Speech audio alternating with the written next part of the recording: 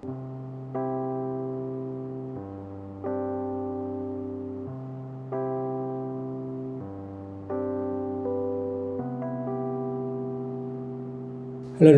5월 11일 월요일 새벽 예배 오신 성도님들을 주님의 이름으로 환영합니다. 시간 하나님 주시는 은혜와 평강이 충만한 시간이 되시기를 주님의 이름으로 축복합니다. 함께 찬송가 420장 너 성결기 위에 찬송하심으로써 오늘 새벽 예배를 시작하도록 하겠습니다.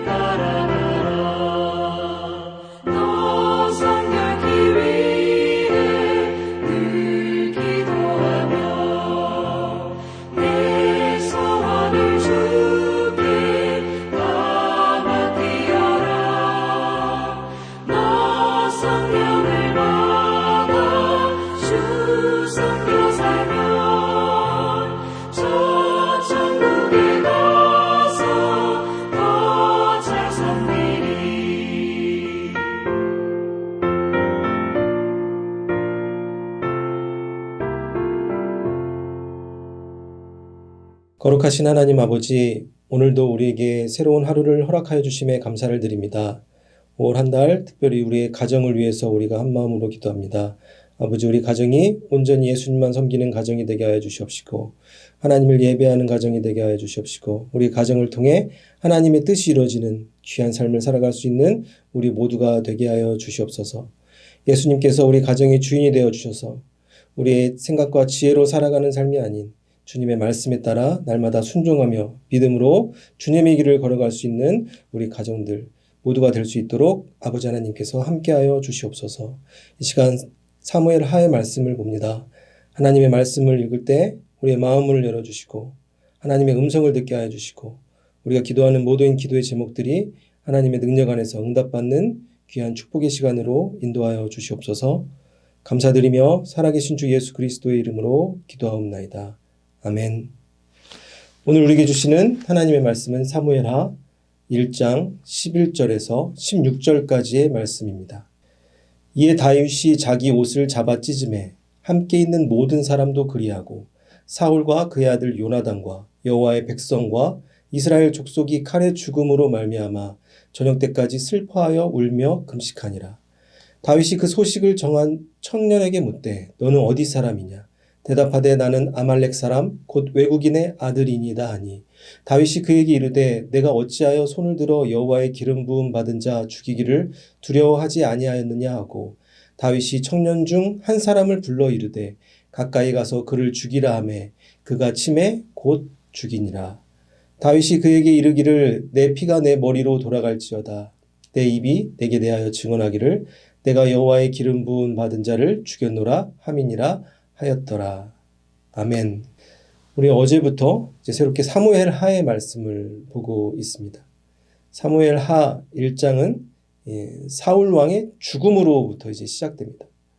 사무엘 상이 사울 왕의 이야기, 다윗의 이야기가 이제 담겨져 있다고 보시면 사무엘 하는 이제 사울 왕이 죽는 장면부터 시작하는 것입니다. 사울 왕은 어떤 인물이었습니까?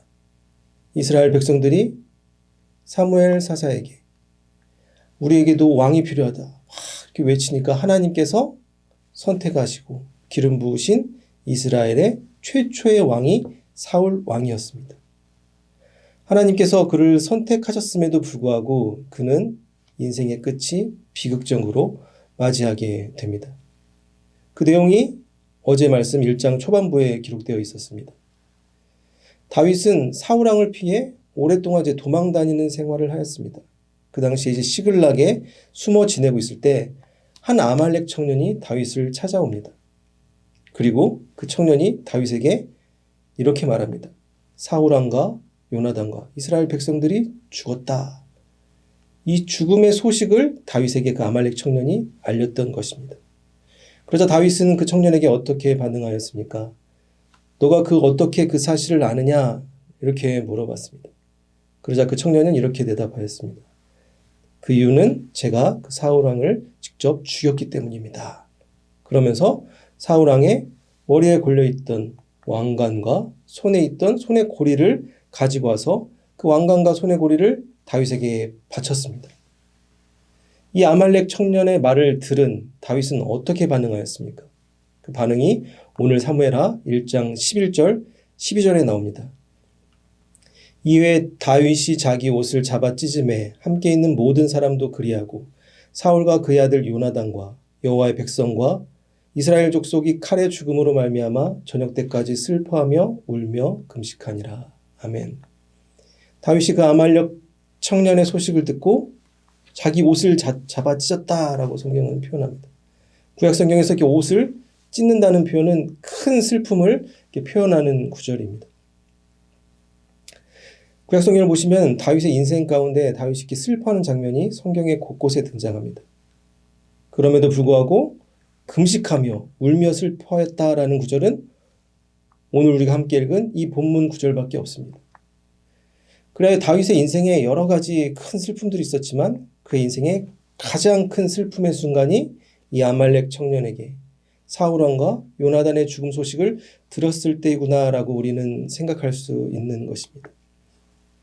우리의 인생에도 이렇게 큰 슬픔이 찾아올 때가 있습니다. 우리가 살아가면서 삶의 여러 가지 조그만 슬픔들은 대부분 다 잊어버리게 되죠. 그럼에도 불구하고 큰 슬픔, 잊혀지지 않는 슬픔들은 우리 마음속에 남아있는 경우가 있습니다. 그렇다면 왜 다윗은 이렇게 사울 왕과 요나단이 죽었다는 소식을 듣고 울며 금식하며 간절히 이렇게 슬퍼하였을까요?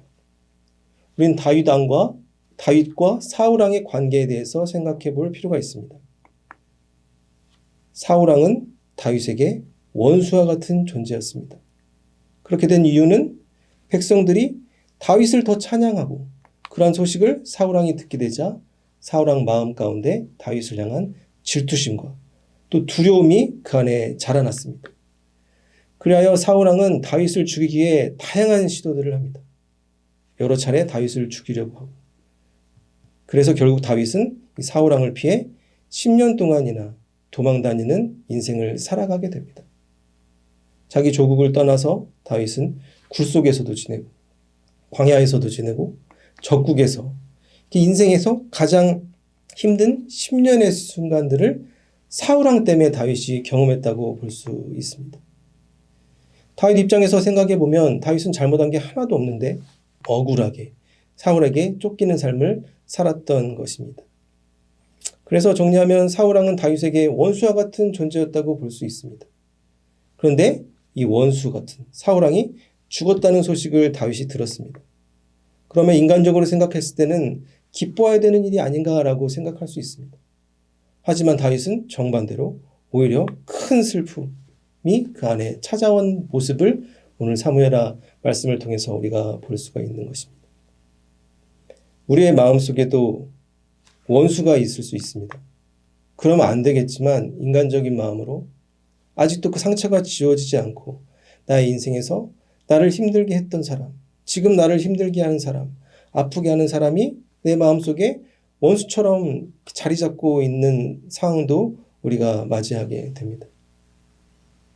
이러한 인생을 살아가면 상처에서 벗어나지 못하며 살아가게 됩니다. 그리고 생각이 더 나가게 되면 그 마음속에 그 사람들을 저주하는 삶을 살아가게 되는 것입니다. 나에게 상처를 준 그 사람들이 천벌을 받았으면 좋겠다. 이러한 인간적인 본능의 마음을 가지고 살아가게 되는 것입니다.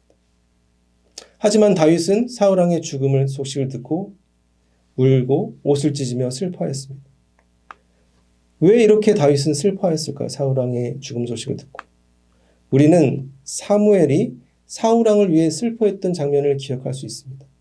사무엘은 사울 왕을 생각하면서 막 슬퍼했던 그런 모습들이 사무엘상에 많이 등장하는데 사무엘이 사울 왕을 생각하며 슬퍼했던 이유가 무엇이었습니까? 하나님께서 선택하신 그 왕이 무너지는 그 모습을 보며 안타까운 마음을 그에게 가지고 있었던 것입니다.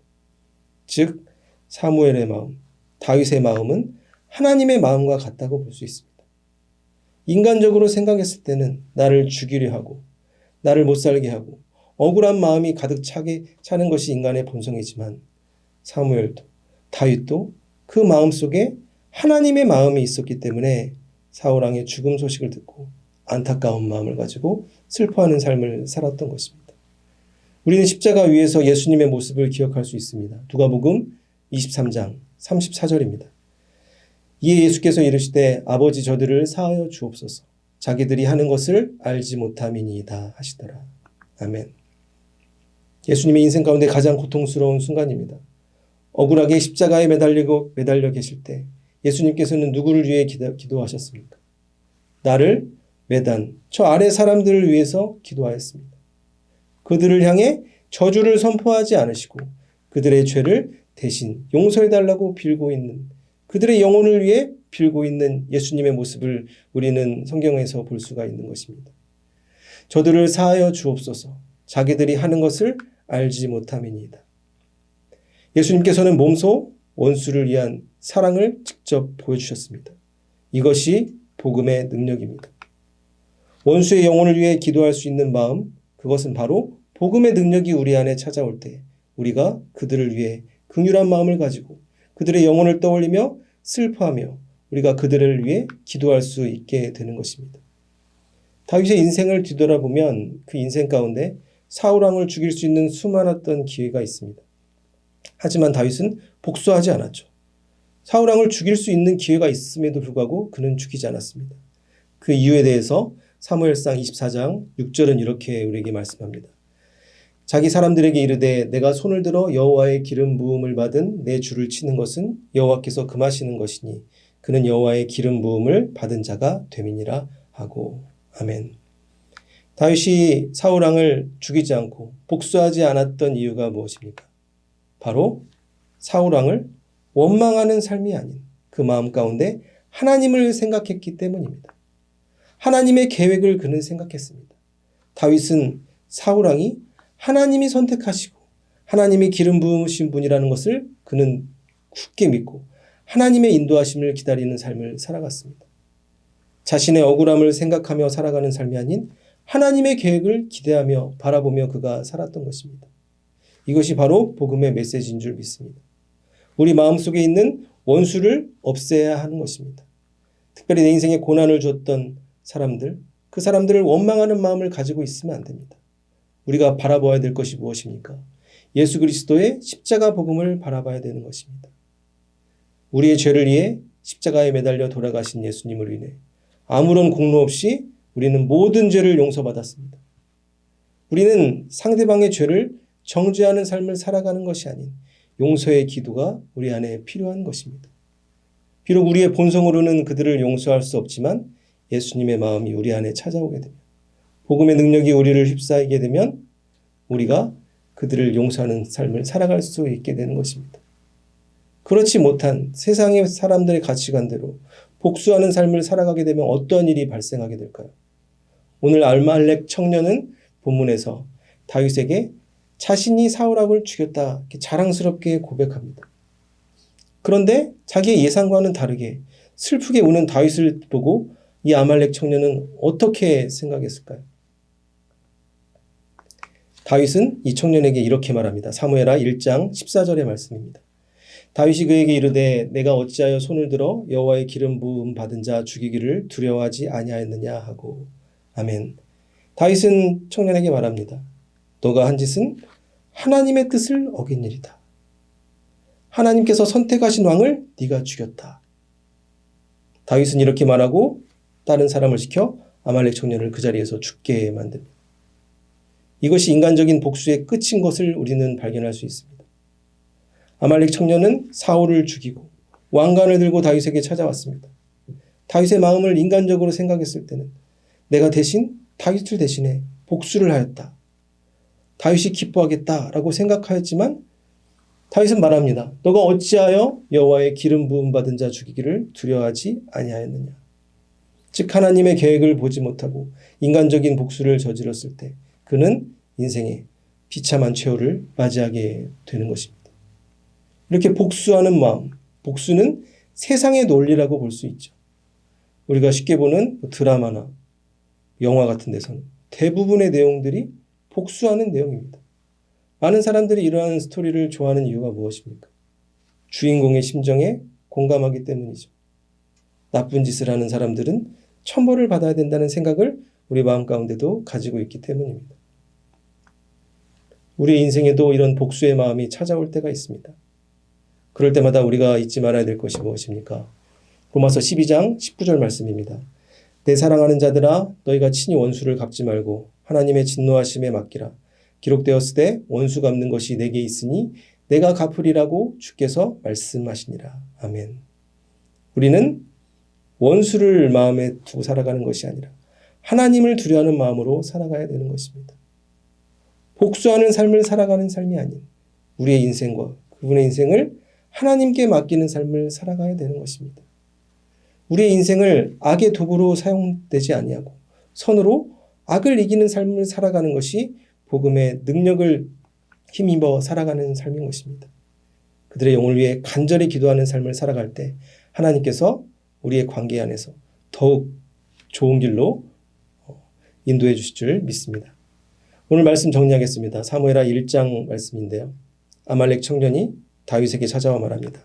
사울왕을 내가 죽이고 사울왕의 왕관과 손에 걸려있는 고리를 가져왔습니다. 아말렉 청년은 다윗이 기뻐할 거라 생각하였습니다. 그 이유는 사울왕이 다윗에게는 원수와 같은 존재였기 때문이죠. 하지만 그 소식을 듣고 다윗은 옷을 찢으며 금식하며 저녁까지 슬피 울었습니다. 그 이유는 다윗의 마음 가운데 하나님의 마음이 그 안에 있었기 때문입니다. 복수의 마음이 아닌 긍휼의 마음을 가지고 있었기 때문입니다. 복수의 끝은 어떤 모습이었습니까? 아말렉 청년은 결국 비참한 죽음으로 생을 맞이하게 됩니다. 오늘 우리에게 필요한 마음이 무엇입니까? 바로 예수 그리스도의 마음입니다. 하나님의 마음으로 우리가 사람들을 바라보고 나의 인생을 바라보고 다른 이의 인생을 바라볼 때 긍휼의 마음으로 그들을 위해서 예수님과 같이 간절히 기도할 수 있는 삶을 살아갈 수 있게 되는 것입니다. 사랑하는 성도 여러분, 오늘 하루 우리에게 주어진 삶 가운데 우리의 모든 마음의 상처를 예수 그리스도의 보혈로 깨끗이 씻어내고 그들의 영을 위해 간절히 기도하여 하나님의 뜻이 이루어지는 귀한 삶을 살아가실 수 있기를 주님의 이름으로 축복합니다. 기도하시겠습니다. 거룩하신 하나님 아버지, 오늘 사무엘하 말씀을 통해서 다윗이 사울왕의 죽음 소식을 듣고 슬퍼했던 그런 안타까운 모습을 우리가 봅니다. 우리 마음 가운데 억울한 마음, 용서하지 못하는 마음이 아직도 우리 안에 있는 순간들이 있습니다. 아버지 하나님, 그 인간적인 그런 상처와 아픔들을 예수 그리스도의 보혈로 깨끗이 씻어 주옵소서. 그들을 원망하며 복수하려는 마음을 가지고 살아가는 삶이 아닌 그들 마음 가운데 예수님의 능력으로, 복음의 능력으로 그들을 용서하며 그들의 영혼을 위해 간절히 기도할 수 있는 우리 모두가 되게 하여 주시옵소서.